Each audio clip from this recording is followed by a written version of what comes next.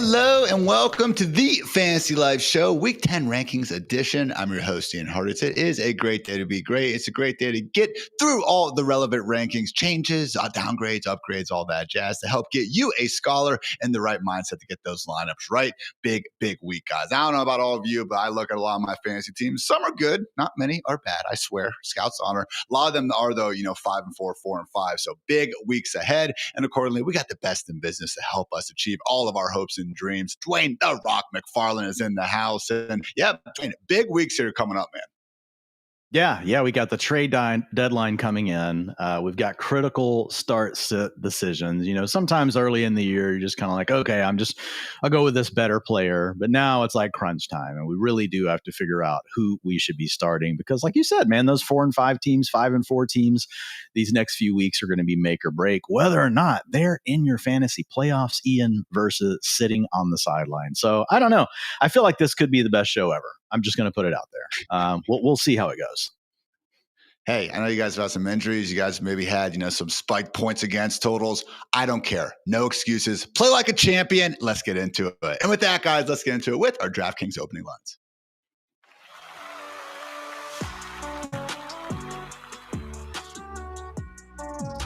Actually, some good news coming to you guys today. Before every show, I go through all the news of the day and just kind of go running back, wide receiver, tight end, all the relevant injury stuff that we need to let you all know about. And not going to lie, Dwain, it's often very depressing. A lot of upgrades, though, today. So accordingly, let's get into it. Saquon Barkley practicing coming out of the bye. Haven't gotten the actual participation back yet, but looking like he is firmly on track to suit up come Monday night. Also, DeAndre Swift upgraded to a full practice participant. I know Kyle Manungai, fantasy manager, is probably not loving that. We'll have much more to talk about that split here moving forward, though. Bill Croskey-Merritt also practicing in full after having that downgrade because of a tooth issue that seems to be more and more prevalent across the NFL. And also Rico Dowdle joined upgraded to limited with that quad injury. James Cook even practicing in a limited fashion as well. So I know it's always scary when we get those Wednesday DMPs, but tentatively Dwain now expecting both Rico Dowdle and James Cook to be out there and doing their usual RB1 stuff. Yeah, absolutely. This is great. You mentioned Saquon Barkley as well. So just so you guys know, a little teaser for tomorrow, going to have the great Brandon Thorne on Talk Data to Me. If you guys don't know Brandon, he is the go-to guy for offensive line analysis and was looking at his mid-season rankings, Ian, for offensive lines. And lo and behold, it's the Eagles back at number 1. And we did see Saquon really break out before the bye week. Obviously, had a little bit of a hamstring issue, didn't finish the game. So good to hear that he is practicing. You mentioned the Bears. Yeah, we'll get more into that split here in a few minutes. Any others, though, that you're wanting me to pull up right now and talk about, or do we have most of them already covered in the show sheet later?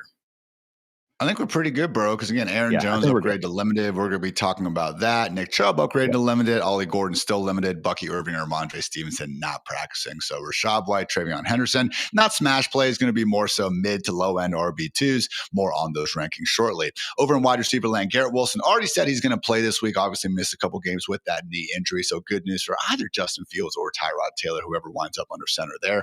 A.J. Brown joining Saquon Barkley at practice out of the bye after he missed the game with the hamstring issue. More good news there. Michael Pittman upgraded the full Matthew Golden limited. We do have a string of DMPs, though, guys, not looking too likely to play. They include Brian Thomas Jr., Terry McLaurin, Kayshon Boutte, and Chris Godwin. So it does seem like Brian Thomas Jr., Dwain, hopefully it's going to be more of a near-term absence, but just strangely haven't gotten a major update on it. For now, though, it's going to be Parker Washington, Jacoby Myers, and hopefully Diami Brent out there in 3 wide receiver sets.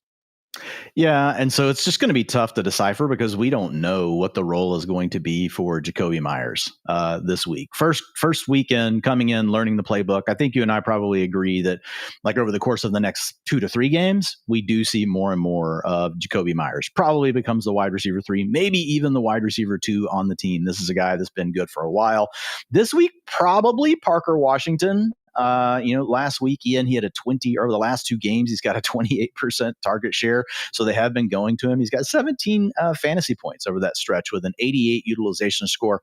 Unfortunately, this week, not the best matchup on tap against the Texans. So it was tough to really, honestly, get him inside the top 36. I mean, I toyed with it. He was right around the borderline of that. Bottom line, guys, borderline wide receiver 3 is the way I would look at Parker Washington this weekend. I do think he will lead the team. Just don't know how efficient he will be. We have definitely seen, Ian, some of these wide receivers, whether they're facing the Broncos or they're facing the Texans. That's really the two outlier defenses we care about the most for receivers.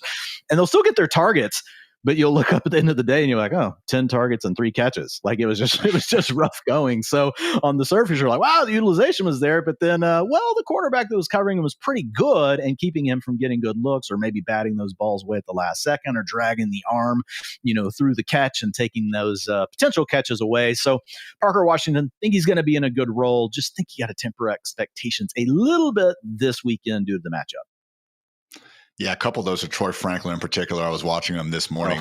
Man, it was like, oh my gosh, separation going to be this big play. Not so fast, my friend. So again, more good news than not for wide receivers. Unfortunately, though, I would say the biggest potential downgrade comes to one of your favorites, Dwain. Harold Fannin was not listed on the injury report on Wednesday to start the week. Now he's listed as a DNP on Thursday with a hamstring. So we never want midweek injuries. We don't want any injuries, obviously. But again, really tough to know how healthy he is with this obviously happening between Wednesday and Thursday. So Dwain, would be a nice upgrade for David Njoku if the Browns stud rookie tight end is unable to suit up.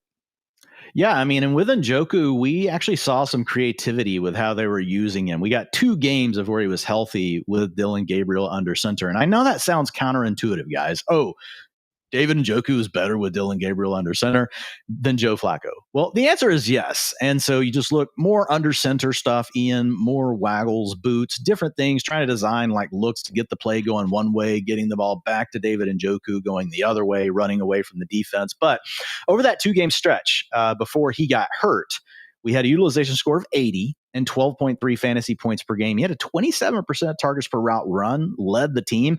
And look, it's Njoku. It's not like this is some player that we're just like, oh, well, maybe they'll be good. Like Njoku's already shown us, like he's a good player for the course of his career. And the matchup is pretty good this weekend for the Browns. So, yeah, I like David Njoku. If we don't have Harold Fannin Jr., he will be inside the top 12, maybe 10-ish, maybe 9. I got to go back and look at where we've got the rest of these guys, but definitely playable. That's where David Njoku would land. 100%, man. Again, tight end 5 in PPR points per game in 2023 and 2024 alike. Obviously been squeezed a bit with Fannin this year, but good player indeed. And otherwise, guys, Penei Sewell is up to a limited practice. Obviously great news there for a Lions offensive line that maybe hasn't been quite as dominant in recent years, as they have been in recent years, I should say. That'd be another good question for Mr. Thorne Dwain. And then also with the Colts defense, they are not going to have DeForest Buckner, but they will have recently acquired cornerback Sauce Gardner. He has cleared the concussion protocol and is good to go for this Berlin-themed matchup against the Falcons at 9:30 a.m. Eastern Sunday morning. Cannot wait for that one. I think I speak for all of us there. But with that, guys, let's get into our rankings. First, though, quick words to DraftKings. This has been our DraftKings opening lines.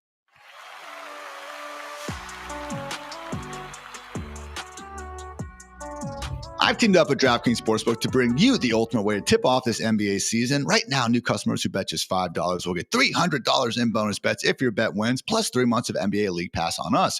That's right, new customers bet $5 and get $300 in bonus bets if your bet wins, plus 3 months of NBA League Pass on us. Just download the DraftKings Sportsbook app and sign up using the promo code FANTASYLIFE. The crown is yours. And hey, stack your bonus bets on same-game parlays, player props, money line spreads, and more, or stay in the action with live betting that brings every play to life. So here's your play. Download DraftKings Sportsbook. Sign up a promo code FANTASYLIFE. Bet just $5 and get 3 months of League Pass on us and $300 if your bet wins, paid in bonus bets. Thanks to DraftKings Sportsbook for sponsoring this. Let's make this NBA season one to remember.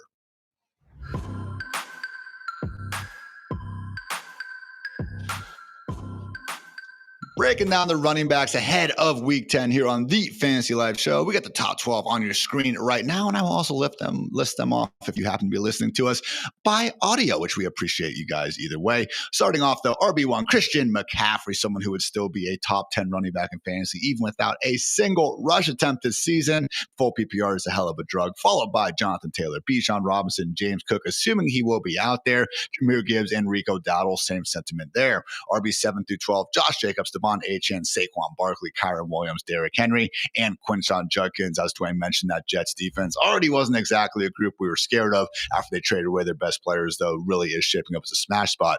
DeAndre Swift coming in as our RB13. Again, we'll see what happens with his health, but given that he practiced in full on Thursday, certainly seems to be ready to make his return. Ashton Genty, Breece Hall, Jalen Warren, Travis Etienne, J.K. Dobbins, followed by David Montgomery, Trevion Henderson, Kamani Vidal, Kenneth Walker, Alvin Kamara, and Tyrone Tracy. Dwayne, if you had to kind of have a circle of trust here, where would you kind of fall on things? Personally, I think it's around that Dobbins, David Montgomery, Trevion Henderson line. Yeah. It's right around there. And Trevion, you mentioned, not the easiest matchup this weekend against the Bucs, but we've seen Vidal be a bit up and down. Kenneth Walker, we never know for sure how the workload's going to split out, although it has been favorable for him over the last 3 games. Alvin Kamara, we know he's getting enough work, but just continues to do nothing with it. Tyrone Tracy.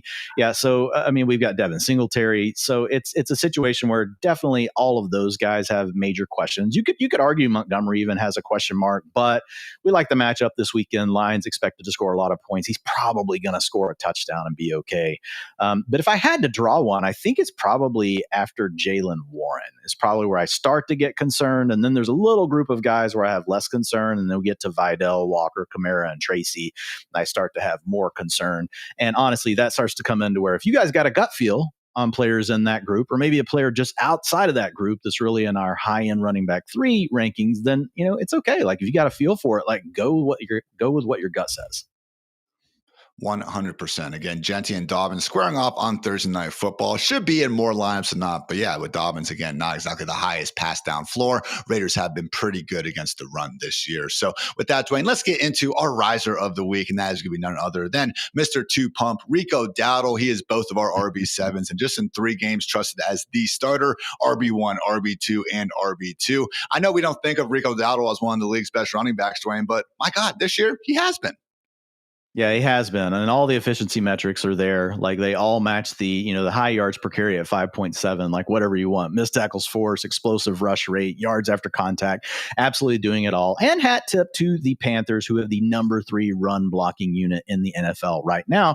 And they're actually doing pretty good, even though they lost Robert Hunt. Like they've managed to keep it going without him. So we'll see if they can do that long term. But you called him a 2-pump Rico. Really, he's 3-pump. He's given us 32.4, 33.9. And 28.1, so I think it's fair for him to be 3-pump. Well, hopefully it's 4-pump Rico Dowdle after this week, Ian. But look, when you average 31.5 fantasy points per game, we don't know if it'll sustain, but right now you're hot and we see these things happen and we see these guys stay on these kind of, we see them stay on a path sometimes where they sustain it. And eventually it does start to come down as defenses start to, they're watching the last 4 weeks of film and they're like, okay, hey man, who's this Rico Dowdle guy? What's funny is the film watchers, the coaches, they won't even say the name. They'll just say his number. Yeah, we got to bottle up number so-and-so. Like, it's funny how much teams really are isolated into like their own world of day by day, step by step. We got to improve. I would always crack up whenever I would see, I can't remember what coach it was, but he was talking about Aaron Donald. He never called him by his name. He's like, Urban we got to Meyer. get... Yeah, I think it was Urban Meyer. We got to get number 99 or whatever number it was. We got to get that guy blocked up. That's all I know about this game plan. And so Rico, he's going to catch some attention. Bryce Young hasn't been very good. So if I were a defensive coordinator, I would dare Bryce Young and Ted McMillan to beat me. And I would be trying to take away Rico Dowdle. I think the good thing, though, Ian, is the Packers had to know that by halftime last week, because he was getting hot in the second quarter. They made their second half adjustments, and it didn't really matter. Rico Dowdle just kept on going, even though he was battling an injury for the second half of that game. So the thing I would say here, what's really nice, and we don't see this very often for the Panthers, they're 5.5-point favorites right now over the Saints. So can you imagine a society where Rico Dowdle gets to play in a game script where the Panthers, who have already had a run-heavy lean, with drop-back rate over expected, that they're actually playing from ahead, which has not been something they've been able to do very much. And they've played by 9+ or points behind 37% of the time this year. That ranks 6th in the NFL. So a chance for the game script to really cooperate here. And Mr. Friedman in the betting model, he actually likes the Panthers even more than the odds makers. The odds makers have the Panthers as 5.5-point favorites. Friedman has them as 7.5-point favorites. So anytime you get a decent team total. It's not great for the Panthers, but you get this kind of a line where it could lean into that game where you actually get to play from ahead. Really, really good for running backs. And with Rico running the way he is, he has a 27.3 Xfinity best ceiling. Some of you could argue that's too low. You just heard me give you numbers that were all over that number. So 27.3, though, is still really high.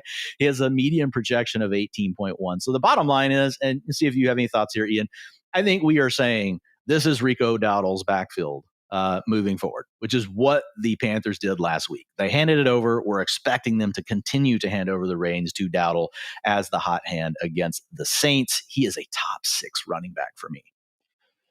Yeah, I mean, we would have to see him really have, I think, multiple games in a row where that efficiency crashes down back to earth. Maybe this quad injury could do that. I don't, I'll knock on wood just in case, but that would really be the only way. So again, make sure that he is going to be active, but just seemingly based on Dave Canella's comments about, them just kind of giving him a maiden stay more than anything, I am confident he will be out there on Sunday and likely doing his thing, which again has been incredible. Only Jonathan Taylor and James Cook have more rushing yards and rushing yards per game this year. What a time to be alive. I said, Dwayne, not every sweetheart in the fantasy community gets to exactly break out and all of a sudden give us all sorts of points. Look no further than training camp darling Bill Croskey-Merritt, someone who literally led the NFL in yards per carry in weeks 1 through 5, 6.6 yards per pop. Since week 6, though, Dwayne, 3.1 yards per carry. That is second to last mark among 30 qualified running backs. So it has been rough for Bill Croskey-Merritt, and this Lions front seven, man, not likely to make his life any easier. Yeah, for sure. I mean, when you talk about Croskey-Merritt, how everyone is cooled on him, Ian, is we don't call him Bill anymore. We call him by his full birth name, Jacory Croskey-Merritt. He's not playing well. And it also goes to speak, like, as we talk about how fluky efficiency can be, like over small samples. And that could still be the case here. Croskey-Merritt might turn around and, be an explosive player the rest of the way. But there are other concerns here, man. So last week, he secured his lowest snap share of the season since week 4. It was at 47%. Over the previous 4 games, he was at 57% of the attempts. That went down to 44% in this last game as they opted to get Chris Rodriguez Jr. more involved. And that was not just late in the game due to Jaden Daniels being injured. That was going on earlier in the game as well. Commanders, 8.5-point dogs. You mentioned it. That's what happens when you play the Lions. You're probably going to be a dog. And on top of that, Detroit is the 4th toughest matchup against running backs from a fantasy point standpoint, holding them to 4.5 points under their season average. Well, when you don't have a very high season average to start, like Croskey-Merritt in fantasy points per game, losing 4.5, and not all of that will go to him. We're looking at that across the entire Commanders backfield, but man, like probably 2 points of those are going to be attributed to him. For a guy we haven't been that excited about, that makes him a low-end running back 3 this week, Ian. Just someone I'd rather not have in my lineup if I can get around it. Dwayne's RB31, my RB28. We do have him ahead of guys like Zach Charbonnet, Woody Marks, Jordan Mason, Nick Chubb. So not saying he needs to be completely benched, but we would recommend starting RJ Harvey, Aaron Jones if he's active, Kyle Monunga, and Rashad White, amongst others, ahead of the artist known as Bill. So good stuff, Mr. Dwayne. Now we do have a handful of guys we want to run through in a rapid fire fashion. First up, Quinshon Judkins coming back from his bye, not missing any practice. His shoulder injury seems to be fine. And yeah, we love that matchup against the Jets. Yeah, look, the Jets were already bad against the run. They were providing a 3.1 fantasy point per game boost just on the ground, right? Just to opposing run games. Now, that number does include quarterbacks as well, but it does exclude scrambles, so it's all design stuff. And now we have Quinnen Williams gone from the Jets. So opponents have averaged 4.4 yards per attempt, pretty decent against the Jets this year. But on plays without Quinnen Williams on the field, it jumps up to 5.2. Pretty small sample. It's only 62 plays, but without Quinnen Williams in there, this is good news for Quinshon Judkins, who you guys know has already been smashing and appears to be fully healthy. He's already fully practicing, so that shoulder doesn't look like an issue that he suffered before the bye.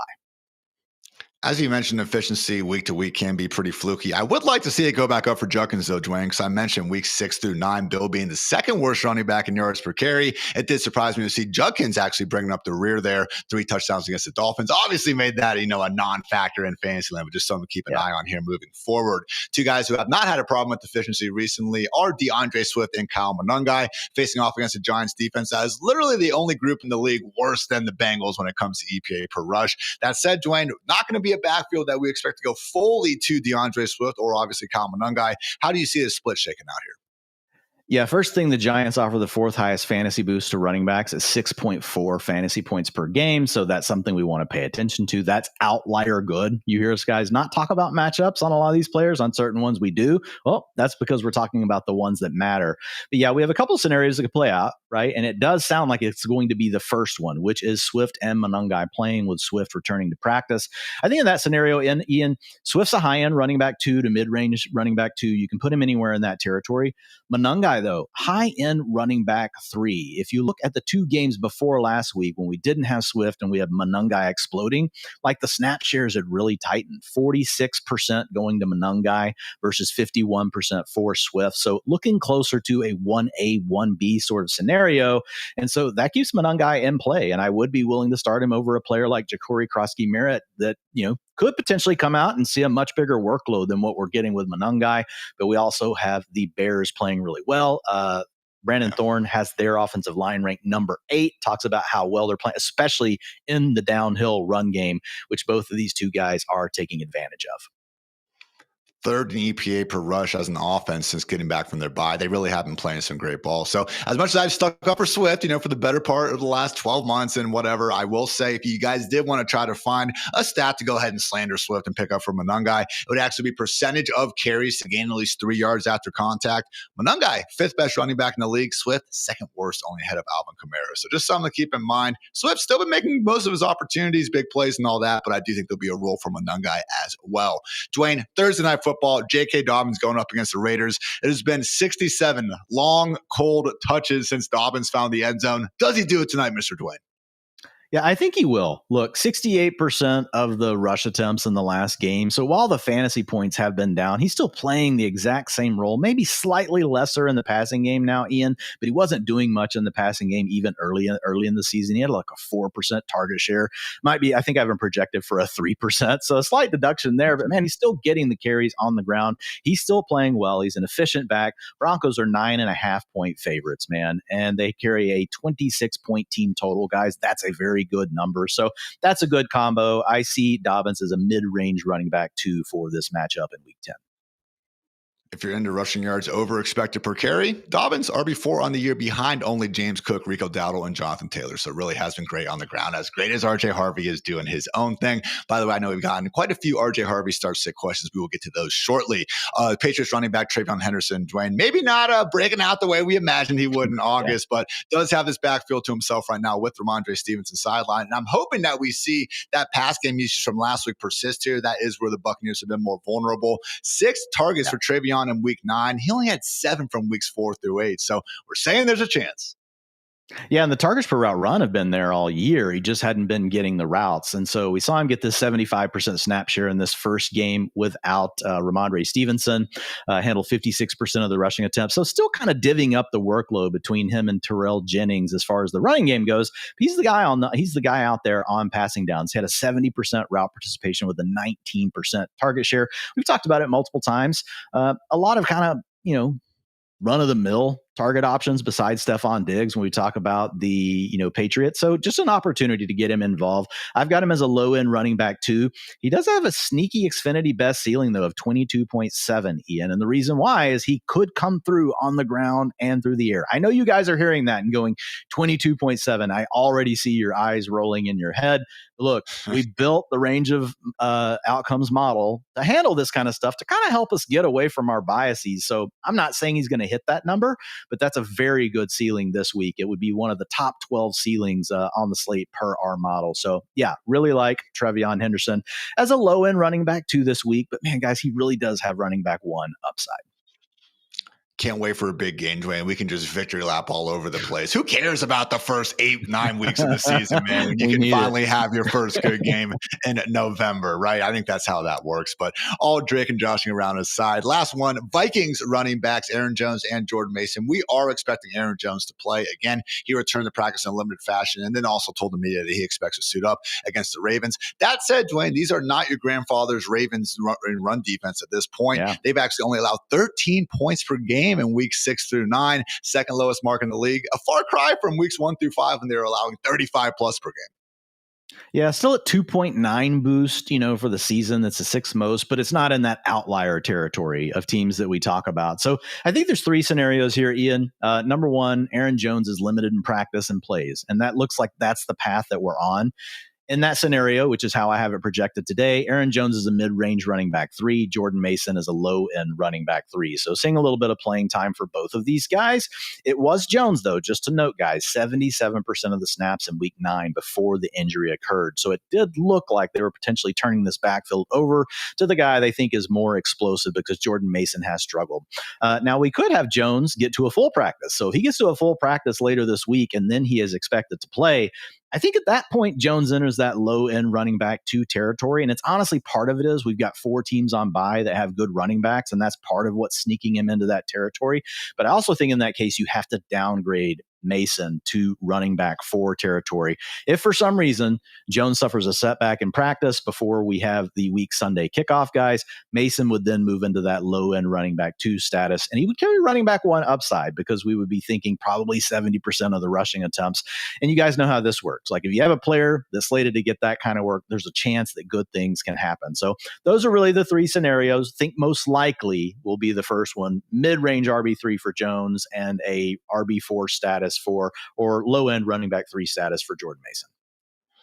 Really hoping that AC joint issue isn't going to slow down Jones because he looked explosive out there, early on against the Lions last week. So good stuff. Now let's get into the main event, the sicko start, Dwain, where again, you are trying to pick guys only for those of us brave enough to be playing in some of those skank leagues where, let's face it, we don't have our pick of the litter out here. So with the running back, Dwain, who is your sicko start for week 10?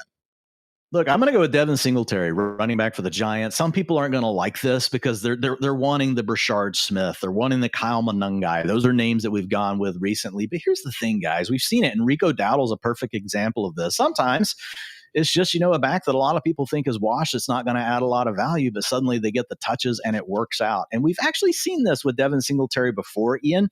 Not a sexy name, but if we go back and we look in 2023, and he had a couple of stretches of games, but he averaged, when the games where he had 65% of the snaps, right? Which if we didn't have Tyrone Tracy this weekend, that would be the case. There were 8 games like that for the Texans. In those contests, he averaged 15.4 fantasy points per game to close out that 2023 season. So this is a guy, and we had other stretches like that before in Buffalo where he would get that workload for 3 or 4 games. We're like, oh man, we're back in on Devin Singletary, and then it would evaporate. Okay. Now, if we have Tyrone Tracy active, the other thing here is it's still a split, Ian. It's still a split. So you at least have this matchup going for you, with the Bears. And so there's some room here for one of these guys to still pop off, even though they may be splitting the backfield. So Xfinity best ceiling, not going to be like what we talked about with Trevion Henderson because we're expecting the split, but 14.3 fantasy points, 7.8 median.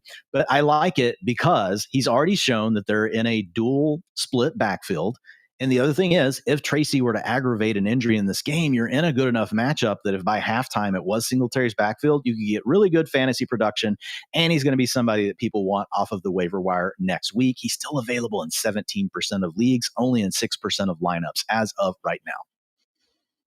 Dwain, you had to pick the boring vet. Again, you said you're not giving the people the exciting rookie that they wanted. Well, I am. I'm a man of the people here. For my heart's here. Give me Kyle Monangai, top 24 finish with or without DeAndre Swift. Obviously, if DeAndre Swift somehow doesn't suit up here, Monangai would be a legit RB1 who needs to be in lineups of all shapes and sizes. But even if Swift returned, guys, again, we saw this in the Saints game before where Monangai actually was already starting to push for double-digit weekly touches. So I really do think we're seeing Ben Johnson finally find his 1A, 1B pairing. And who's saying Monangai isn't going to actually get a chance to lead the way? As much as I, again, think DeAndre Swift is sometimes discounted, I also agree with the idea that Monangai probably a little bit better suited to run between the tackles. Swift can certainly make the most of 12 to 15 touches per game instead of 20 plus as the bell cow he's probably honestly been, miscast as over the past few seasons. So again, can't say enough bad things about this Giants run defense. The Eagles went for 276 yards against them 2 weeks ago. Niners 159 last week. Even the Broncos had 142. So they've really been run over by offense offenses of all shapes and sizes recently.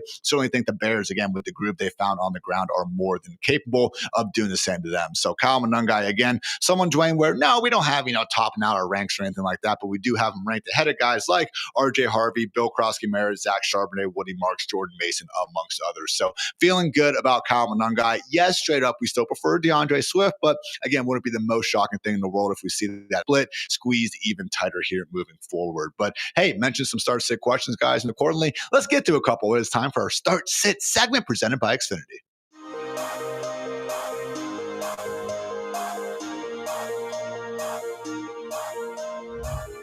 Appreciate you guys hanging out with us in the chat as always. Now let's get to our start sit segment presented by the fine folks at Xfinity. Dwayne, RJ Harvey obviously sitting up on Thursday night, or Amari DiMercado for a Cardinals backfield that seems to be, ebbing and flowing almost every week. Man, this one I wish we had more information, because it's just, we really want to know, is there any chance that Trey Benson returns? It sounds like it probably won't be this week, but we don't know for sure. In that case, I think it becomes a coin flip, right? But there's this chance that we do have Benson, or we have a larger role for Bam Knight. And I just like the idea that RJ Harvey has been playing better, getting a little bit more of the pass down work. Still not in the role that we want Ian, but does seem to come through on the touches that he's given.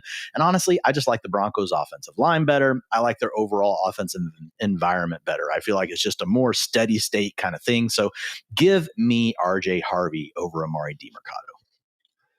I'm with you. Maybe if we had the luxury of waiting until Sunday, it could be closer, but we don't. So go ahead and just take RJ Harvey, because again, it could be a fast decline for DiMercado. And honestly, I think it's close enough to just go ahead and with Harvey anyway. Actually leads all running backs in PPR points per touch this year. So making the most out of those opportunities, even if it'd be cooler if he had a few more.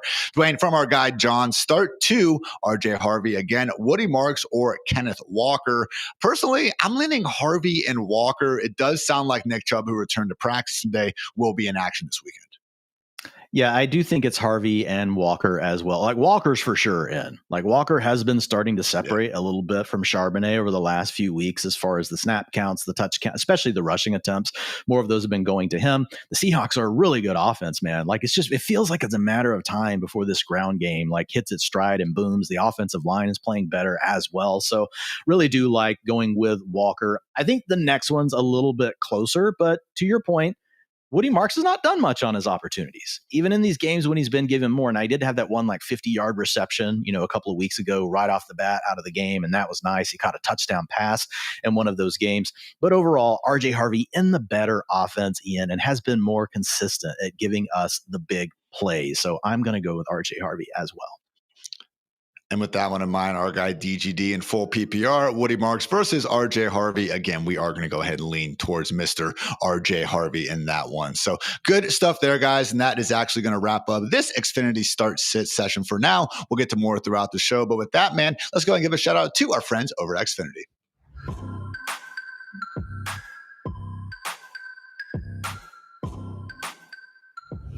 If you call yourself a sports fan, you got to have Xfinity, guys. All the games all in one place so you can become the best at watching sports. They have the Sports Zone, which features every pro football game and over 1,000 college games, highlights and alerts all in one place. What a concept. Multi-view, be up to 4 stadiums at once, even if you don't have the luxury of having 4 TVs in your living room. You also have the Xfinity Fan View, live scores, odds, and stats all in one place. And did I mention, it's all in Xfinity Enhanced 4K, simply stunning viewing experience. Again, you can just use your voice remote and say football to find it all. So imagine all your football all in one place. Easy. You can learn more at Xfinity.com. Do note that with Xfinity, guys, as great as everything is, we do have to note that restrictions apply. New residential customers only. Taxes and fees are extra and subject to change.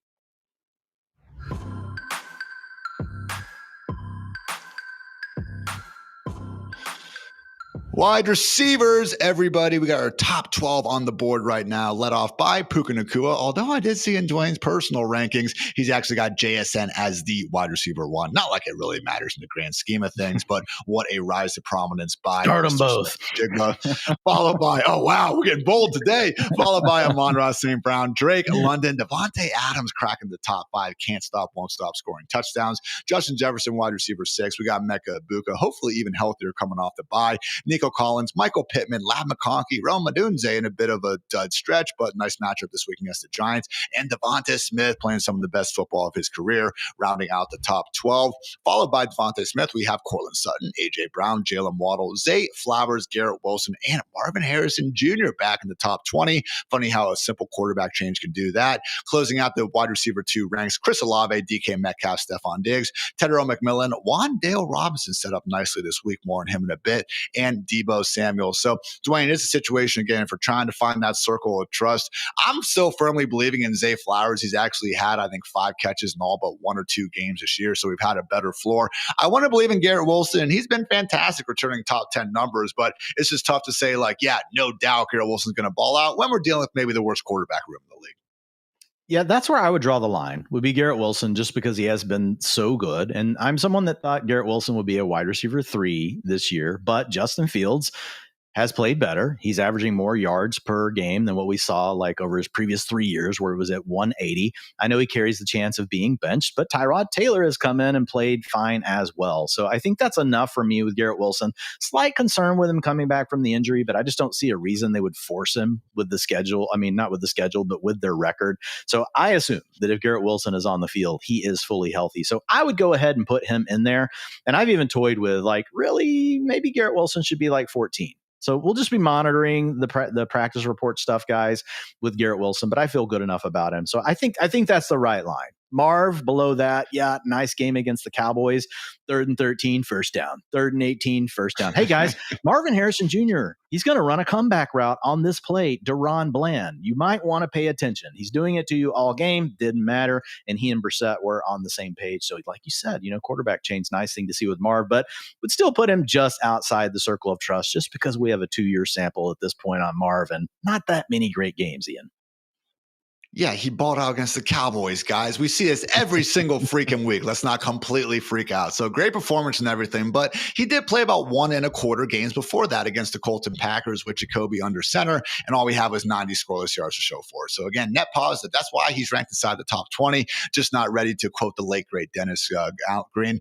Not ready to crown his, butt yet, Dwayne. So did want to say, everyone, again, you just saw all of our rankings there, and we have a ton of cool utilization visuals. So if you're checking us out on YouTube, fantastic. But also know you can find us on Roku Sports, Fubo Sports, the Unbeaten Sports channel. And also if you're just into listening to things as well, that is cool and dandy. You can find us on Apple, Spotify, and everywhere you find podcasts. So like, subscribe, all that jazz. If you're into it, it is a free country, of course. But Dwayne, let's get back into things with our riser of the week. And it is that wide receiver 5 overall, Davante Adams, going up against the 49ers defense that is all kinds of bagged up. So honestly, again, there's been this big pushback, not pushback, but a big idea the entire offseason. Oh, the Rams finally going to stop giving Kyren Williams as many touches as normal. And the answer is not really. He's still pacing for 323 touches. Blake Corum's been involved. So again, you can say that maybe that has something to do with it. That's fine. For my money's worth, though, Dwayne, the big problem, if you can say that for someone like Kyren, has been Davante Adams eating everything seemingly inside the 5-yard line, which I get it. He's amazing. He's Davante Adams. But yeah,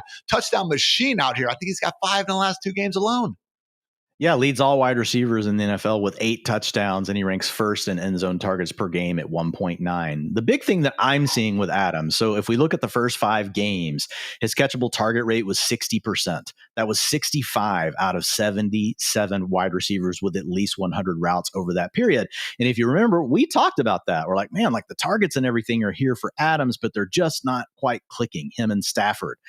However, that connection has grown, Ian. And if we look at it since then, 71% of his targets have been of the catchable variety since week 6. And over that span, this man has averaged 19.1 fantasy points per game. So again, the end zone targets were there. The red zone targets were there. We are just seeing these 2 players find their groove. And Stafford, we'll talk about in a bit, playing at a very high level. Now, with some of these things, Ian, you look at it and you're like, man, this is just a small sample. But when you're leaning into a guy that's going to be a Hall of Famer, like Davante Adams, I'm more likely to go ahead and accept the recent trend and say, you know what, this is probably what it's going to look like the rest of the year. Stafford also highly capable. So Rams have the 4th highest team total pretty much like they do every week, guys, at 26.5. And the 49ers defense, man, they're just banged up. You've mentioned it multiple times, missing most of their playmakers. They give the 8th best fantasy boost to opposing wide receivers. So lots of things working in Davante Adams' favor here. Xfinity best ceiling of 22.1, median 14.9. These are PPR guys, and it is based off of my projections, not those of the wet blanket. So if you want, like, a little bit of a glimmer view on what Davante Adams might look like this week, just go over and click over to Friedman and the projections, and you'll probably see something like 7 points. But Adams, he's a mid-range wide receiver 1 with multi-TD upside. And to be fair to Friedman, I think he has him in his top 6 too. So just kidding. Friedman is in on him as well this week. And guys, Dwain mentioned that I think 1.9 end zone targets per game, which you can probably, figure out as a lot. But truly, when you just look at the total, 16 on the season. George Pickens has 14. Nobody else is even double digits. So cannot overstate how fantasy friendly the opportunity has been for Adams. Expecting big things again this Sunday in that NFC West showdown against the 49ers. That said, Dwain, we do have a faller. And while we're not saying you can't start him, I wouldn't exactly make him out to be the smash play that maybe some of us were thinking he could be on Monday. Of course, we're talking about Jaguars wide receiver 1, 2, 3. We'll see what happens with BTJ. Diami Brown has been progressing through the concussion protocol, but we are expecting Parker Washington to be the starting slot for the Jaguars. But Dwain, when you got Jacoby Myers in town now, when you also have a very, very tough matchup against the Texans, it's not ideal for a passing game that, by the way, has been pretty freaking horrible all season with Trevor Lawrence. Yeah, and so this one, it's a weird one, but I was just looking through everything, and technically he's a riser because he's going to get more opportunity. But when I started looking at where I had him and where the projections have him versus where the market has him, that's why I'm calling him a faller here, guys. So it's kind of a technicality. And Ian, you already mentioned a lot of the factors, but the big thing is, like, you're facing the Houston Texans. And it is one of the defenses that we really do care about. They've held opposing wide receiver rooms to 8.1 fantasy points less than their average. So a minus 8.1 fantasy point boost when you face those Houston Texans. And it's just an issue where Washington might find himself getting more of those targets, Ian, but what will they really be worth in this situation? Plus, we don't know for sure if we're going to have CJ Stroud. So we'll see what that looks like. He's a mid-range wide receiver 4 for me. I think most rankers do have him inside their top 36, which I'm not totally poo-pooing. Like, I think there's probably enough volume there. Well, you may need a Valium, like if he gets completely shut down. But looking at it for me, I just feel mid-range wide receiver 4 is honestly like a more realistic projection for him this particular week.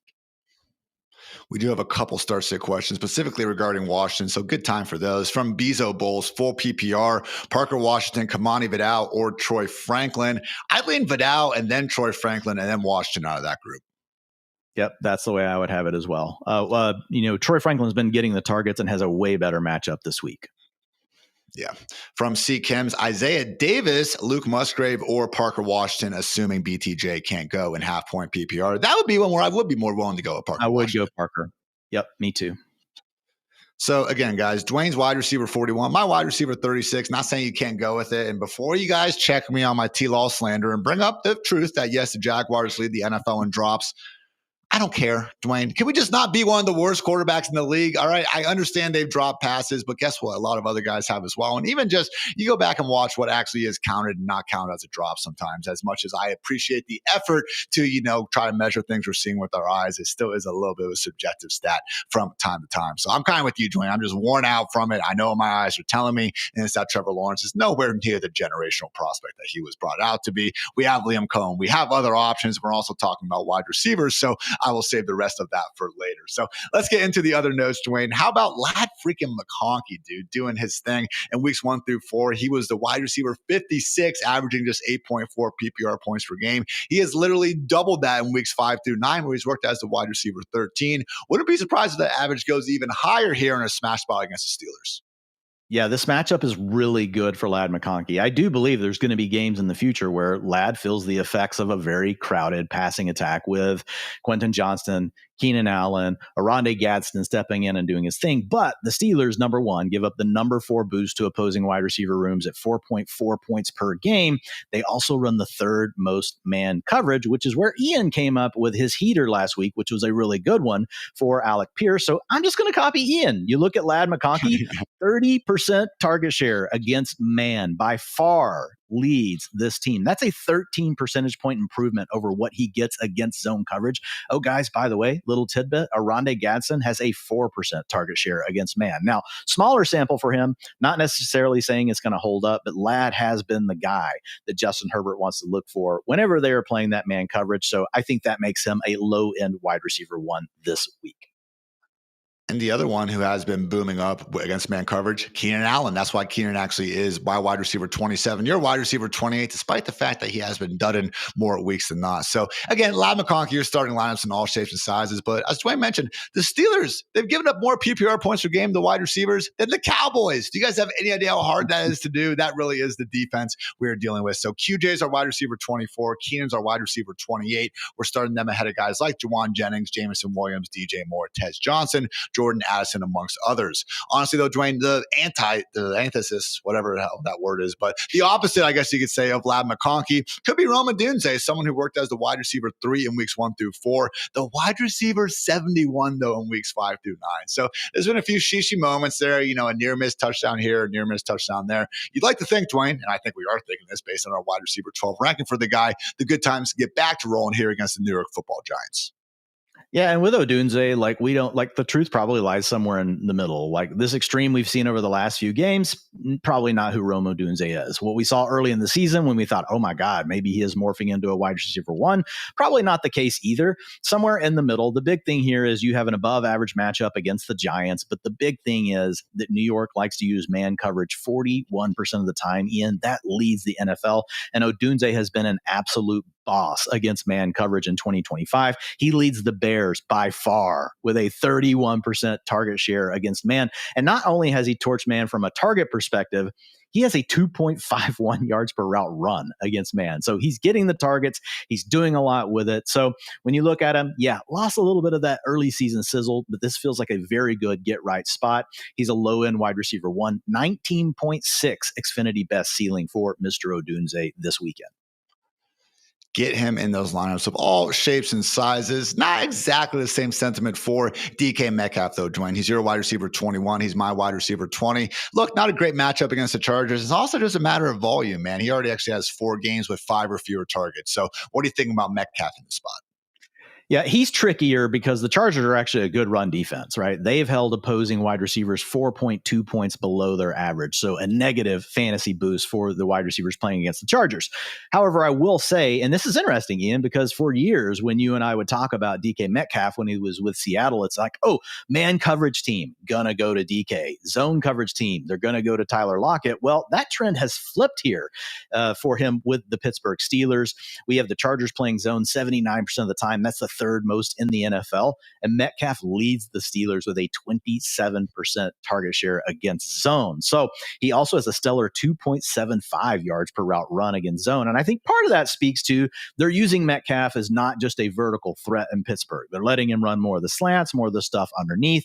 And then those become opportunities to catch the ball and run after the catch. Now watch your head. Derwin James could be coming down just to completely take it off. So Metcalf, be careful. Look, you're a big dude. We know you can handle yourself. But I have Metcalf as a mid-range wide receiver too, 19.2 Xfinity best ceiling. So it could be a situation where he gets those targets in and they don't come to fruition because it is a tough matchup. So this isn't as strong as a play as the last 2 guys we've talked about, where we've got these extreme examples of man and zone coverage. But I do expect more targets for DK Metcalf this weekend. Someone who is maybe half the size of DK Metcalf, but in terms of fantasy points, we are projecting him to finish pretty similarly. Wan'Dale Robinson, Dwain, someone who since week 5, basically the first full game without Malik Neighbors, has averaged 13.1 PPR points per game, wide receiver 22. And also, as much as maybe in that Cowboys game we saw him working downfield, really does seem to be getting back to his scam Dale ways. That next-gen route chart last week was absolutely hilarious to look at. So again, no style points matter in fantasy football. We'll take them any way they come. And against the Bears this weekend, Dwain, sure seems like a nice spot here for Mr. Robinson. Yeah, I mean, number one, he's averaging 13.1 fantasy points per game, and last week was more of the Scamdell version. But we've also seen the versions of him where the right game plan allows him to get vertical. With Darius Slayton back, maybe they give more of that to Slayton, which would make sense, and they do attach Robinson more to the line of scrimmage. But I think there's still a chance to get some deep shots here. And if you just look at the Bears on the surface and you look at them in the DVP tool over at Fantasy Life, which you guys can all go check out, and that actually normalizes for the teams you face, which is really a better number than just saying this team has given up this many fantasy points per game to wide receivers. On the surface, doesn't look like a great matchup, but a lot of times, Ian, I like to dig one level deeper than that. If we look at the Bears just against opposing passing attacks, they have boosted other teams by 6.9 fantasy points per game, and that has hemorrhaged to 10.6 over the last 4 outings due to some of the injuries that they've been dealing with in the secondary. So as the second most targeted player on the Giants, really the first, like since Malik Neighbors has gone down, I'm just leaning into, okay, we have a guy that's going to get targets. He's in a pretty good matchup here. He's given you the floor at 13. I just think there's a sneaky chance for a ceiling this weekend. So he has an 18.6 Xfinity best ceiling and is a low end wide receiver 2 for me. Start sit question from our guy Eric in the chat. He needs to start 2 of these 3: Wan'Dale Robinson, Tedero McMillan, and J.K. Dobbins. This is a close one, Dwayne. Does it come down to the matchup? If you are a big favorite, maybe you take the Wan'Dale safety net, or if you're a big underdog, you go with T-Mac? I do agree with that. We do have Wan'Dale, I believe, across the board ahead of Ted in our rankings. Yeah. I know the projections do this week. And then it's just a matter of Dobbins. Like, we think he's due for a touchdown. So I'm probably leaning to Wan'Dale and Dobbins, but it is a close call. Ian, I do agree with you. Like, if one of these guys were to go off for 20 fantasy points this weekend, like, that's still Ted, because he gets the targets down the field. He's still getting the targets overall. We just see the Panthers just try not to throw the ball. They want to throw the ball as little as possible. They just want to hand the ball off to Rico Dowdle. And that has been the formula that's been working for him for the team, like over the last month. So I don't see them getting away from that unless the other team really forces it. And this is the Saints this week. So I don't know that they're going to need T-Mac. So I am going Wan'Dale Robinson and J.K. Dobbins if I just had to pick 2 straight up. I do agree with you. If you're a big time dog, you could slide Tet McMillan in there. Boom. We are in agreement. Jameson Williams, Dwayne, facing a Washington Commanders defense that really is starting to ride that struggle bus, facing some injuries. But yeah, last 3 weeks, only the Bengals have actually allowed more total points. So saw Jamo find his way into the end zone last week. I know a lot of people are talking about that push off, but I don't know, man. You're letting that string beam Jameson Williams get separation on a push off. Maybe that corner needs to get in the weight room a little bit more. That's all I'm saying. But going up against the Commanders, we've seen Marshawn Lattimore unfortunately lost for the season. Not like he was playing all that great beforehand. What are your thoughts here in this matchup for Jamo, Dwayne? It's the Commanders, man. The 4th largest boost to fantasy wide receivers at 5.1 per game. So it's in that outlier bucket of what we care about. And that's the big thing here. And we have 4 other teams on bye, and 3 of them have really good wide receivers, with the Cowboys, with the Bengals, with the Chiefs. So part of that is also what's moving Jamo back into the wide receiver 3 territory. I think he's a mid-range wide receiver 3, has wide receiver 2 upside this week. No doubt about it. Jamo's been a bust, guys. 18% target share last year has fallen to 15%. And it does look like he's just running more of like just getting his steps in out there. Last year, more motion, getting him in crosser routes, letting him run after the catch. A lot of that stuff that Ben Johnson was doing is now gone from him in this offense. So he really is more reliant on the deep ball, kind of more like an Alec Pierce kind of player, but the matchup is here for him to boom. Again, we have Jameson Williams, your wide receiver 30, my wide receiver 29, just ahead of DJ Moore. And also, not much though, Tez Johnson, the Tasmanian Devil, Dwayne, coming out of the bye now. We all know Emeka Egbuka is the wide receiver 1 in Tampa Bay, no doubt about that. But with Chris Godwin seemingly not coming back anytime soon, and Mike Evans gone until December, seemingly at the earliest, it sure seems like Tez Johnson is someone that we can safely fire up as a boomer bust wide receiver 3 here moving forward. Yeah, and I'll be honest, if someone wants to play Tez over Jamo, I don't blame them. He's averaged 12.2 fantasy points per game. Jameson Williams has not done that. So in the 3 games where Tez has had to play a significant role due to injuries, and we know we're not going to have Mike Evans, we have no word on Chris Godwin other than not practicing, so it feels like he won't be playing this week. And we might not have Bucky Irving either. So that means Tez Johnson, outside of Emeka Egbuka, is your number 2 playmaker in the offense, playing with a quarterback that wants to make big plays. Baker wants to cook, guys. So I am going with Tez Johnson as a mid-range wide receiver 3. He has a 16.3 Xfinity best ceiling. Honestly, I think the model's being a little bit too low. Like that could easily be 20 points just on 2 plays alone. So Tez Johnson, mid-range wide receiver 3.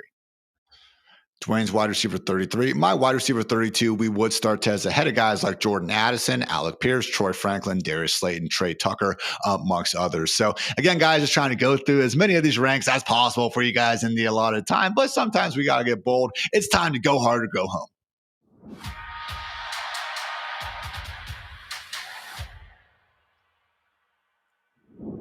Are you going to go hard in your leagues and start these guys, or will you go home? This is Go Hard or Go Home, fueled by the bold flavors of Mike's Hard Lemonade, the official drink of those who go hard for their league. Dwayne, let's get sick in these streets. We talked about the number 1 wide receiver for the New York Giants and Wan'Dale Robinson, but you, my friend, are confident that the number 2 in Darius Slayton might just be ready to have a big game here.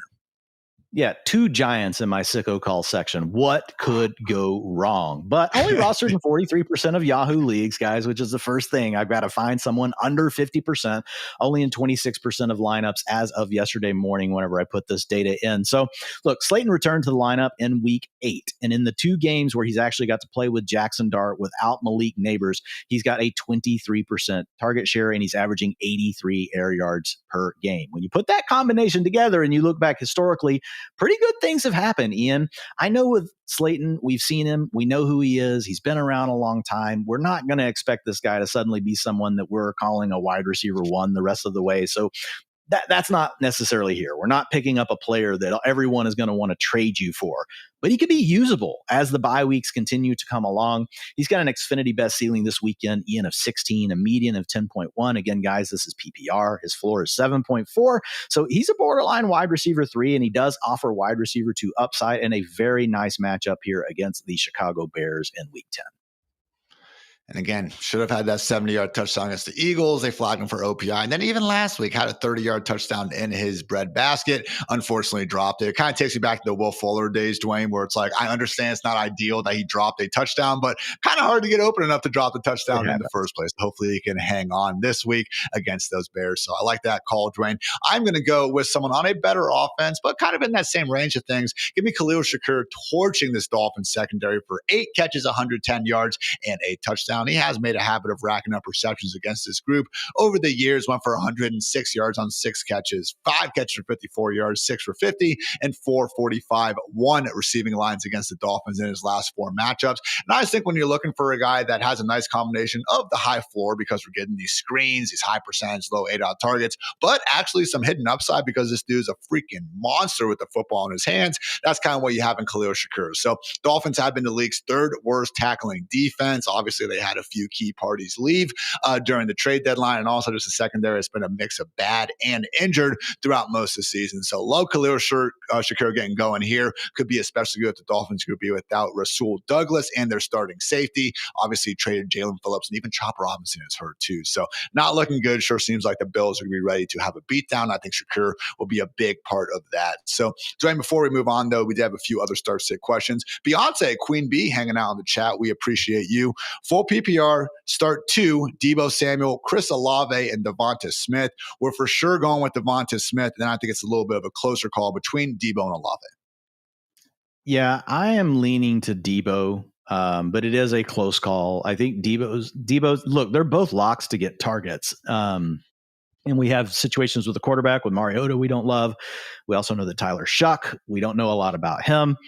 Actually, I'm going to flip it. I'm going to go with Olave because you know what? He's played better football than Deebo over the last month. So yeah. I'm going to go Olave.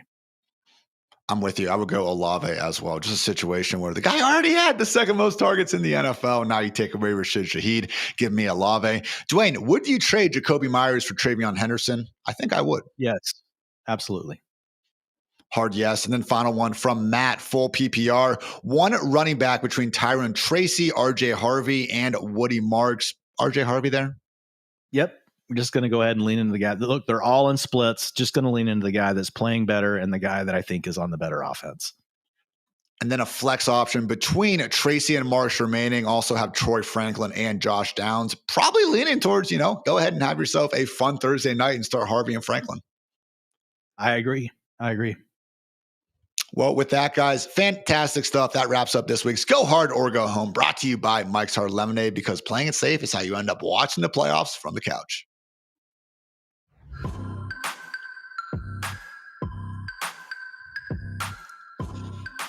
Time for some 1Z chatter here on the Fantasy Life Show. We got our top 12 quarterbacks up on the board right meow, led by Josh Allen, Lamar Jackson, Jalen Hurts in our top 3, Drake May, Justin Herbert, and yes, Jackson Dart cracking the top 6. Turns out when you can run like that man can, you're going to rack up a lot of fantasy points. Matthew Stafford, QB7, and again, that nice spot against the banged up 49ers, followed by Caleb Williams, Bo Nix, Jared Goff, Sam Darnold, and Daniel Jones rounding out the top 12. So wanted to specifically focus, though, Dwayne, on Matthew Stafford. Just been on an absolute heater, man. 4 of his last 5 games, he scored 25-plus fantasy points. Only Patrick Mahomes has more total games this season. So, no, we're not getting, again, the rushing upside that, as you guys can see in the top 12, you usually need to have to be up there. But given the matchup, given how well he's playing, and just also given the fact that we are pretty confident he's going to be slinging the ball near the goal line, Matthew Stafford, someone who should be in far more starting lineups than not. Yeah, look, he's averaging 269 passing yards per game. That's first in the NFL for players that have played at least 5 games this season. 2.6 touchdowns per game. That's second behind only Lamar Jackson. And the Rams, man, we love the Sean McVay scheme, and we're seeing it. They're a very balanced attack. They've got a 0% drop back rate over expected. So that means they're perfectly balanced based on the situations they've been in. They're marrying the run game with the pass game, really a lot like what we saw from the Rams in their Super Bowl year, Ian.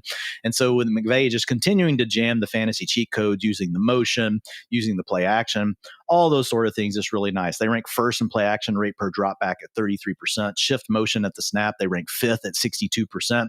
And if we look at the Rams, look, they rank 5th in touchdowns per drive this year at 31%. They rank 4th in red zone trips. So the number of drives they get to the red zone, 38%. We already talked about Davante Adams. He leads the NFL with 7 touchdowns in the red zone, 15 end zone targets whenever they are inside the 20-yard line. And here's this, Ian, 81% of the Rams scores have come via the pass once they get into the red zone. You mentioned this to start off the show, and how Davante Adams was getting boosted and not so much Kyren Williams, probably not as much Blake Corum as it is to do with Davante Adams. And man, it's so funny because we can go back to this summer to when they added Davante Adams, and we got that viral clip of Sean McVay introducing Davante Adams to the team. And what did he talk about? What he was going to do for them in the green zone and in the red zone.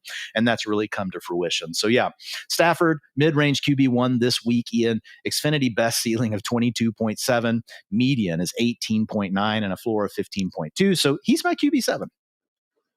And that was just all, again, deserved Rams propaganda. We didn't even start slandering the 49ers defense, because without Fred Warner, bottom 8 group of the EPA per play overall and per drop back. Also, obviously, just lost Michael Williams and haven't had Nick Bosa since September. So, again, to no fault really of their own, starting to look like one of the worst groups in the league. We do have a faller, though, Dwayne, someone who did not put his best foot forward last week. Jordan Love, now facing the Eagles on Monday Night Football. I don't want to be too big of a prisoner to the moment, because the week, before last, we saw him complete 20 straight passes or whatever it was against the Steelers on Sunday night. And yeah, the Steelers haven't been good overall, but they look pretty good against Daniel Jones and the Colts. So no, I don't think the Packers offense is all of a sudden bad, but you take away Tucker Kraft. We got Matthew Golden playing banged up. Dontavian Wick still not back. I don't know, Dwayne. There's just a lot working here against Jordan Love ahead of a matchup where he's going to have to face a well-rested Eagles team that also made a couple low-key, nice little depth additions during the trade deadline. Yeah, and I still think Jordan Love is going to be fine for the year. What this comes down to is the fact that it's not a good matchup, and you've got the injuries, and we've got other quarterbacks that we just have less questions about. So I still think that Jordan Love's a borderline QB1 the rest of the way. Wouldn't surprise me at all if he finishes like the QB8 on the season. Just this week, he has the 4th hardest matchup for quarterbacks. 3.7 points below the season average is what the Eagles have done to those signal callers. So it's really just about that. And you know how it is when we get into some of these. There wasn't really, honestly, a quarterback where it was just like, oh my God, I could still start Jordan Love this week. Like he's not a guy you have to have on your bench. It's just that there are other options that have these better matchups, that have more things going their way in this particular week. Your QB 14, my QB 15. So I'm certainly with you on, again, the overall sentiment. But he does have a top 5 easiest schedule the rest of the way. So I will say, a lot of us in these one quarterback leagues, people not exactly stashing quarterbacks like Jordan Love in all occasions. So might be someone to get for it down the road. But yes, again, obviously already mentioned our top 12 quarterbacks would also start Baker Mayfield ahead of Jordan Love. So still have Love ahead of guys like Marcus Mariota, JJ McCarthy, Justin Fields. So not saying you can't start the man, but certainly not looking like the best spot. Someone who you are certainly starting ahead of Jordan Love and many other quarterbacks for that matter, though, Dwayne, Jackson Dart, someone who has finished over the last 4 weeks as a QB3, QB2, QB13, and the QB5, with really no playmakers to speak of in this offense at this point, with all due respect to Wandale and Slayton. So yet another Giants player who set up very well against the Chicago Bears. Yeah, I mean, when we look at Dart, I feel like he's in this column every week. We have to talk about him, so I'll keep it short. Here's the bottom line: averaging 22.8 fantasy points per game over his 6 starts. He's the number 5 quarterback over that span, and it is just the dual threat nature of his game coming to life. It's the Konami code. Shout out Rich Rebar. This is it coming into play. And to your point, despite not having any super high end weapons. So yeah, QB5 for me. He is the 4th highest Xfinity best ceiling on the slate at 26.9 points, guys. On the other sideline, just a few spots behind Jackson Dart, our QB8. Consensusly, Caleb Williams, Dwayne, someone who, again, has put flashes all over film. That was true last year. I just want to see it against a not horrendous defense, okay? Because when he faced the Cowboys, he was the 2nd best quarterback of the week in EPA per dropback. Against the Bengals, he was 3rd. He's finished 15th or worse, though, in every other game. But luckily for this week, I say the Giants are a bit closer to those 2 defenses than anyone else that he's faced. Yeah, and I'll say hat tip on this one. One of the big drivers is Friedman's model. So our NFL game betting model, you guys can check that out over at fantasylife.com. The 5-star bets by Mr. Friedman have been absolutely popping. And the thing that's happening here, odds makers have the Bears as 3.5-point favorites. Friedman's betting model has them at 7.3. So what does that do? That allocates more points in the game to Caleb Williams and the Bears. Once you break down how we think that looks across passing and against rushing, he's getting a boost here in his passing touchdowns. And we know he's a guy that will still run around. Ian, he's always a threat to run in a score as well. So mid-range QB1, 24-point Xfinity best ceiling. We'll see if he can catch another couple passes. Doubt he catches a passing touchdown, which really helped send him to the moon last week against the Bengals. But yes, it is a good spot here against the Giants. And based on Friedman's model, it's even better spot than what the market thinks. Someone who doesn't have any rushing upside to speak of, but actually has caught a touchdown as well within the last 2 seasons. Jared Goff, again, in a great matchup here against the Washington Commanders. And it's just a situation, Dwayne, where you guys can actually check out my mismatch report column on fantasylife.com right now. And in terms of looking at, again, the best matchups in terms of combined pass yards per dropback, the Seahawks got the best one of the week, but Jared Goff and the Lions actually have the 2nd best one. So again, it's a Washington defense that, let's face it, man, even in week 1, I don't think was blowing anyone away. But then you add a couple injuries to that, really does seem like a spot where Goff in this passing game can go off. Yeah, and what you hit there is a real key point. So the Commanders rank 4th in fantasy boost to quarterbacks at 3.4 per game. But over the last 4 games, Ian, as maybe despair has started to set in, the injuries have started to take their toll as well. They've boosted opposing signal callers 7.9 fantasy points per game just through the air. Which for Jared Goff, let's be honest, he's not going to run. So that's really all we care. That's all we care about. But man, a 7.9 point boost to a guy that's already scoring 17.5 fantasy points per game. You guys can add that up. And that is a really good projection for Mr. Jared Goff. Low end QB1, as usual. The Lions always have a high team total, guys. It's just trying to figure out, are they going to do it on the ground? Or are they going to do it through the air? Really good chance that some of that comes through the air here, because the Commanders have actually still been pretty good against opposing rushing attacks. So we do have a chance for one of these funnel games where we look up and at the end of the day, we're like, wow, Jared Goff threw 4 touchdown passes and they had 1 rushing touchdown.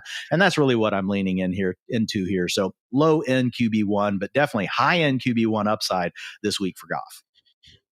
And I will say, guys, Amon-Ra St. Brown, I would consider starting him this week. But no, seriously, just if you are trying to get in those ladder bets or receptions, I think his target share against man coverage, Dwayne, is 41% this year. And Washington has been a top 10 defense in terms of their use of man coverage. So expecting all sorts of points for the Lions. Get those guys in the lineup. I mentioned, though, Goff and also Sam Darnold, the last quarterback I wanted to quickly touch on before our sicko start. Just a guy, Dwayne, who's been playing as good a football as any quarterback in the league. And then you add Rashid Shaheed to the offense. I really do think it could be a situation situation where we see almost the efficiency of everyone involved increased when you actually have someone capable of stretching the field like Mr. Shaheed. So again, a situation where in terms of just the schedule moving forward, the Seahawks at the quarterback position have the toughest one the rest of the season. But I don't know, man. Again, it's more so at the extremes. I would not put the Cardinals in as a defense to overly fear. And just honestly, I'll take Sam Darnold and the Seahawks passing attack against almost anyone at this point if they keep playing as well as they are.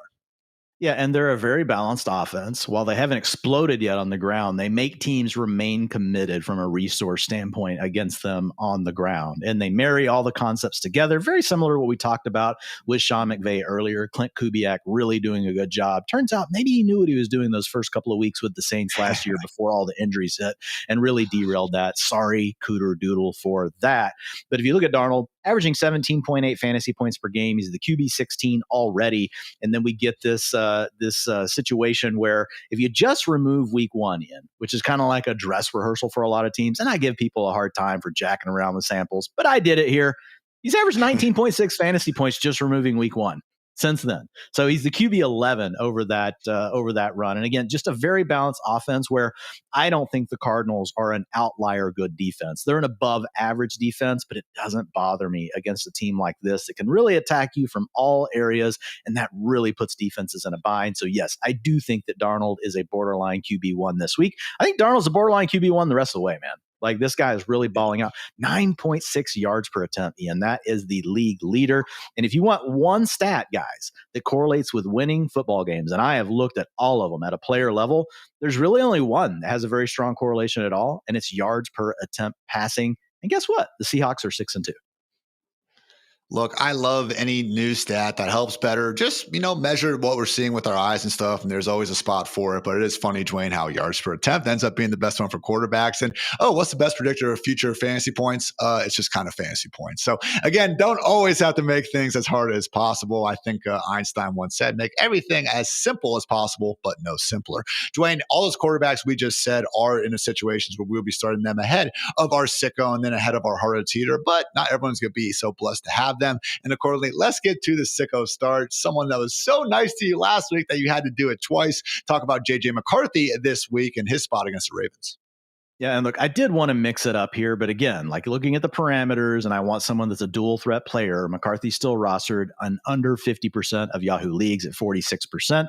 Some of you guys are just chickens, though, with a 20% of the time having him in the starting lineup. And to Ian's point, there's still a lot of guys we're starting over McCarthy this week. So it's really just that. Look, in 3 games as a starter, he's been really bad as a passer. Still hasn't gotten to 160 rushing yards, but he does give us that sweet, sweet upside on the ground. Ian, if we look at him, he's handled 11% of the design rushing attempts and has a 6% scramble rate in his 3 starts. So he's averaged 7 design attempts and 5 scrambles. Okay, guys. So if you add that up, that's 21 rushing yards per game with 0.7 touchdowns per game rushing. And once they get down inside the 10-yard line, you saw him throw the touchdown pass last week. If he didn't throw that pass, there's a chance he's just trying to run that in as well. So thanks to McCarthy's legs, he is a guy. Now, we're not saying he's in Jackson Dart's tier yet, but if things broke right and he did suddenly become a 200-yard per game passer, which, Dart's at 196, guys, and he's doing this, I think we could argue that the Vikings have better passing weapons than what Dart has for the Giants. Probably won't ever be a 45-yard per game guy like Dart, but he might be 30. And if he's getting these rushing touchdowns, Ian, and he just has a spike game where he throws for 225 yards but 3 passing touchdowns, like, he's just going to come through in a big way. So you look at the Ravens, they're 3.5-point favorites this weekend, but that's in Minnesota, right? So obviously that's saying something, but it still looks like it's going to be a close game. And I do think a key for McCarthy is you want to stay in these close game scripts. You want to keep the offense unpredictable. You want to have the opponent guessing, is this run or pass? The good thing with the Ravens, they have given up points through the air and on the ground. You did mention it. They've been a lot better as of late, especially against passers. So don't think that this is the same matchup you were getting about 3 or 4 weeks ago with the Ravens through the air, but a game script that should be manageable, and that's good for McCarthy. So if you look at his Xfinity best ceiling, it is 21.5. The floor is 11.9 and the median is 15.5.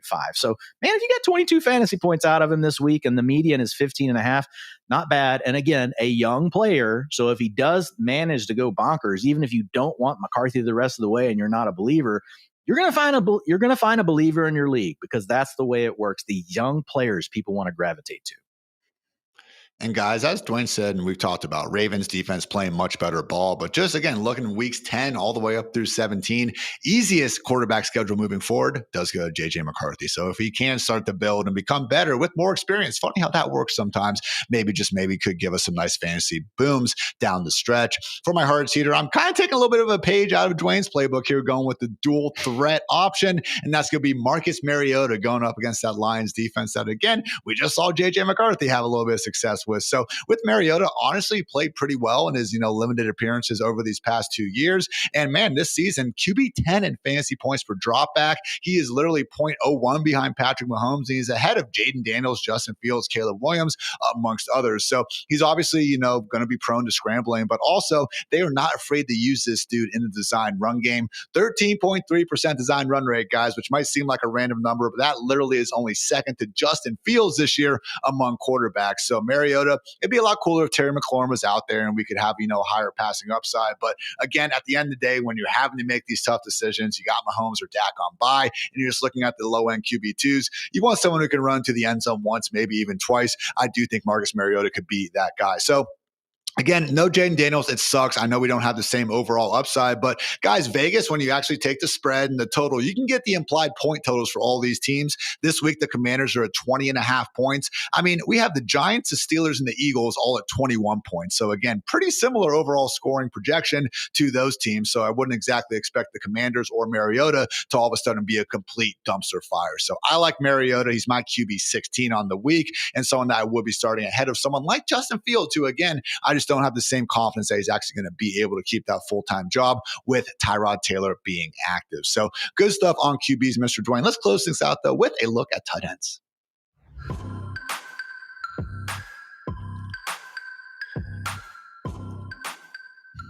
We got the top 12 consensus tight ends here on the Fantasy Live show on the board right now. Brock Bowers, tight end 1. Welcome back. Trey McBride, tight end 2. Followed by Tyler Warren, George Kittle, Sam Laporta, Oronde Gadsden still cracking the top 6.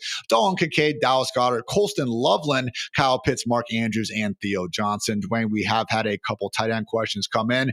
Mr. Jose Rodriguez is wondering Tyler Warren or George Kittle. And yeah, it is neck and neck. I think I do have Tyler Warren ranked ahead of him. It's a heck of a problem to have, but Kittle is just so due at this point. So honestly, this would be one of those where I don't want to take the coward's way out, but if you are just looking to, hey, I'm projected to win 65%, I'd probably go ahead and take Tyler Warren. But if you need that true boom game, man, that's where I think George Kittle is your guy. Yeah, I agree with that. I think that's good because we've seen the massive ceiling games from George Kittle and we know what they can look like. Yeah. They can be 30 fantasy points. We haven't seen it yet from Tyler Warren. I have a feeling he also carries that same ceiling. And the minute that someone puts George Kittle in to get the upside, Tyler Warren's going to go off for 32. And you mentioned it, Ian. Every week it's like, oh man, Tyler Warren, he's got 14 fantasy points and we're like at halftime. And then you end up with 16. So we just need the second half of the game to go the same way as the first half of the game. But I think it's a good call by you. Feel like you need the ceiling, slight lean to George Kittle. If you're the favorite, go with Tyler Warren.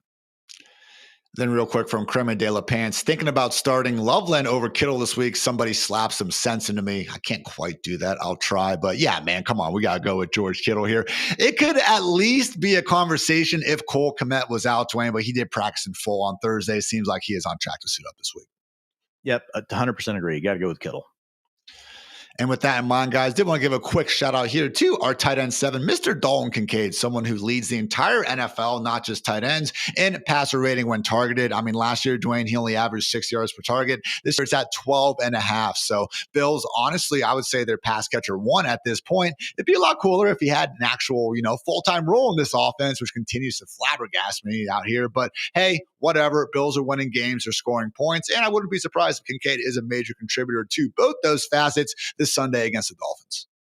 Yeah, with Dalton Kincaid, I mean, you just throw the utilization score out. His utilization score says, his historical comps have averaged like 10.2 fantasy points per game. He's averaging 13.2. Obviously, he could regress, but I like the way he's getting used. The number one, 24% targets per route run. That actually ranks 3rd among all tight ends with at least 150 routes. And he has 44 air yards per game, which ranks 5th. So you've got this combination of getting targeted plenty when he's out there, and they're using him further down the field. He's not just running all these underneath routes. We've obviously seen him be a big part of the game plan once they get into the red zone and the green zone as well. So if you look at the Dolphins, Ian, they've consented to being the number 4 fantasy boost to opposing tight ends at 4.2 points per game. Guys, you don't hear us talk about fantasy boost for tight ends very much because there's not a lot of good tight ends in the league. And so honestly, we really just kind of try to stick to the edge cases, but that does land into one of those edge cases. So yeah, Kincaid, mid-range tight end 1, 17.5 point Xfinity best ceiling this weekend in our projections. And again, a Dolphins defense has already been bad. Gave up 5 catches, 66 yards, and a touchdown to Dalton Kincaid back in week 3. And again, could be down multiple more starters ahead of this matchup. So get Kincaid in those lineups, but not everyone's going to be so lucky, Dwayne. Maybe they got to get sick out here and you have the man just for him. No, he could not crack our top 20 tight ends. But dude, I'm in some leagues where I had to, I honestly, I was happy about starting Dalton Schultz for a few weeks out there. So if you guys are like me and you need to find, the bottom of the waiver wire, maybe Luke Musgrave could be that guy for you. Yeah, man, rostered in 10% of leagues. We've got Tucker Kraft out for the season. Unfortunately, let's pour one out here all together. Take a moment of silence. Okay, done with that. 3% of lineups that Musgrave's in the starting lineup. So look, Musgrave took over the tight end duties last week after we had Tucker Kraft injured. He handled 88% of the routes. He had a 19% target share after that. This is a guy that's been a disappointment to this point in his career. Had pretty high draft aspirations. And I remember most people thought he was going to be a first-round pick that year, Ian, and he did fall into the high part of the second round where the Packers nabbed him. And then he became embroiled really in this like tight end committee and Tucker Kraft. It's just Tucker Kraft, and he took over. And these things happen. Like we've seen it with Michael Mayer, with Brock Bowers landing ahead of him. But it doesn't necessarily mean that Luke Musgrave is bad. This is a player we haven't seen get to play enough to really make that call yet. Ian, if you look at the Eagles, it is not an easy matchup. It's the 3rd toughest matchup for tight ends. But we've got that banged up room you talked about where we might not have Dontavian Wicks yet. Still seeing what's going to happen with Jaden Reed. Feels like that's going to be another week away. And then we've got Matthew Golden also dealing with a shoulder injury. Okay, so that leaves Romeo Doubs and Christian Watson. Watson's your down the field guy. Doubs is your intermediate player. You need someone to work that underneath and middle part of the field. And I do think there's a good chance this week that is Luke Musgrave. So not a great ceiling here, guys. Like Ian said, not inside our top 20 overall rankings, but 11.8 Xfinity best ceiling, 7.4 median.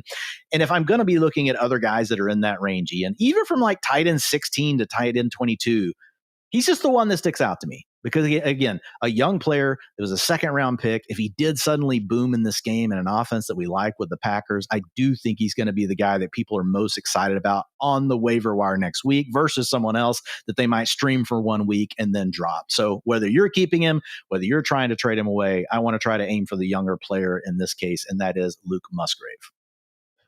And he actually does have some juice as a receiver. This isn't some random, he's playing for the Packers sort of situation. Actually saw one of his catches from last week. Ran this like pretty crispy, man, like 15-yard deep out or so. So the fact they already are trusting him to do he's things a vertical like that player. Field.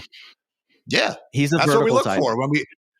In the absence of a team that's going to feed their tight end 9-10 targets, we want the air yards downfield, and that's what Luke Musgrave can give us. So I like that call, but I don't like it as much as my heart teeter. Give me Jawan Jesus himself torching the Carolina Panthers for, 87 yards and a touchdown. I couldn't quite say 100. It is the Saints after all. But guys, again, caught the first touchdown from Tyler Shuck last week. And just as horrific as the midseason was for Jawan, we've seen him get back in the positions top 15 here over the past third of this early season. So again, not exactly reaching those top 2 tight end heights that were crazy for weeks 1 through 3, but still playing some good ball. And again, as much as Rashid Shaheed leaving maybe does help out Chris Olave, I don't know how it can help the dude out anymore when he's already second in the NFL in targets. Why wouldn't it help out Juwan Johnson over guys like Mason Tipton, Brandon Cooks, Devon Bailey, whoever else is out there? So Panthers this year, dead last in EPA allowed per target to tight end. You can pick whatever other stat you want, and guess what? They're bad in that as well. So our tight end 17 consensusly, Dwayne and I are in alignment there. We have him ahead of guys like Mason Taylor, Dalton Schultz, Evan Ingram, Luke Musgrave himself. Still behind Zach Ertz, Hunter Henry, Theo Johnson, Mark Andrews. But yes, guys, Juwan Johnson, I do believe better days could be ahead. Real quick, though, before we get out of here, Dwayne, a couple of quick practice updates. Puka in full with the rib injury. Great news. Sounds like he's good to go. A.J. Brown also in full and says he expects to play. And Saquon in full. How about that? Thank you, injury gods. There we go. Hey, thank you, fantasy gods. We like putting all of those players in our lineups. And with that, guys, thank you for tuning into the Fantasy Life Show. If you like the show, then please like the show. Always appreciate when you hit that subscribe button as well. So make sure you check out fantasylife.com for all of our updated ranks throughout the weekend. Otherwise, just have a great couple of days here. We'll see you back here Sunday a.m. for more start sits. In the meantime, though, take care, everybody.